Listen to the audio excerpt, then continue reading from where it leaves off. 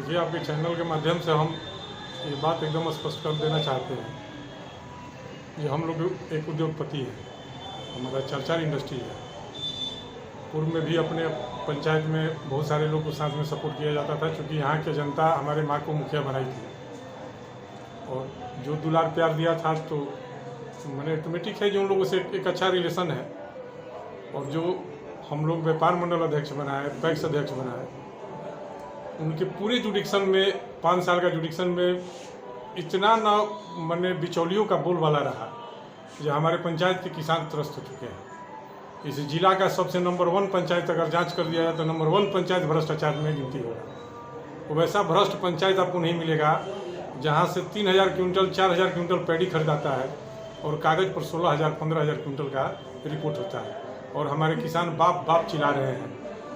जो किसान अगर पैडी दे दिया तो उसका पैसा नहीं मिलेगा। अगर पैसा मिल भी रहा है तो उसको इतना पार्ट में दिया जाएगा जिससे वो उस पैसे को खर्च कर दे, बर्बाद कर दे।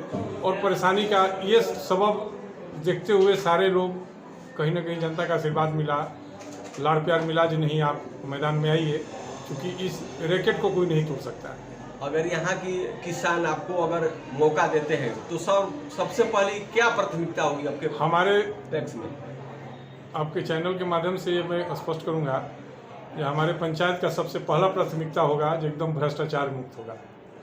सबसे पहला मैंने प्राथमिकता है। दूसरा है जो हमारे किसान को एक पैक्स से क्या चाहिए, पैक्स से उसका पहला प्रायोरिटी होता है जो हमारा समय पर धान का खरीदारी हो जाए, गेहूं का खरीदारी हो जाए, हमारे सोसाइटी में प्रतिष्ठा से खाद बिक्री हो, सोसाइटी का खाद मिले क्योंकि उचित मूल्य पर मिलता है, बीज मिले। यहाँ ड्रोन से यहाँ पर एसी का छिड़काव हो रहा है, लेकिन कोई सुविधा हमारे पंचायत में नहीं है। पहला नंबर जो 1 रुपया कमीशन नहीं लगेगा। जो सरकार का नीति जो व्यवस्था है उसी व्यवस्था के तहत ये पैक्स चलेगा। कोई भेदभाव नहीं रहेगा, मेरे पक्ष का हो विपक्ष का हो, उससे कोई मतलब नहीं है। अगर मैंडेज आपको मिलता है तो ये व्यवस्था कायम करके ये चीज़ को सबक सिखलाना जरूरी है जो नहीं ये व्यवस्था ऐसे चलता है, ये बिचौलियों के गोदी में ये व्यवस्था नहीं चलेगा। क्योंकि ये किसान का सोसाइटी है। हमारे सीआरडी में आपको बताते हैं सबसे कुड़ार का ज़मीन जो सब्जी वाला ज़मीन कहा जाता है सबसे ज़्यादा है। हमारे प्रखंड में सबसे ज़्यादा ज़मीन है और वहाँ पर कुशवाहा जाति के करीब 400 लोग माने गुजर बसर करते हैं, जिसका मुख्य माने पेशा सब्जी है। सब्जी का इतना बड़ा योजना हमारे बिहार सरकार में चल रहा है, लेकिन हमारे पैक्स में कहाँ कान पर यूँ नहीं रिंग रहा है जो वो आदमी लाभान्वित हो और हमारा व्यवस्था चले। लेकिन सिर्फ नाम चढ़ाने के नाम पर जो आपको हम नाम चढ़ा दिए, सदस्य बना दिए और आप हमको वोट दीजिए, ये नाटक कौ दिन चलेगा? 2 दिन 4 दिन 5 दिन ख़त्म तो होना ही है। और हमारे देखिए कथराई हमारा रकबे का सबसे बड़ा गांव है। कथराई जैसे गांव में जानिए करोड़ों रुपया अभी सोसाइटी पर ड्यूज है किसानों का। और पैक्स अध्यक्ष कहता है कि हम अपना 5 बीघा ज़मीन बेच दिए, 10 बीघा ज़मीन बेच दिए, हमको घाटा लगा लेकिन हम सोसाइटी बचा लिए।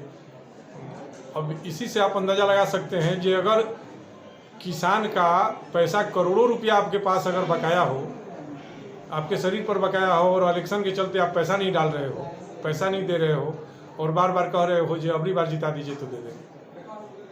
अब इससे भ्रष्टाचार का कौन सा उदाहरण दे सकते? कितने वोटर हैं आपके इस पंचायत में? हमारे पास 2281 वोटर हमारे पंचायत में हैं, जिसमें 200 से 250 लमसम मृत लोग हैं।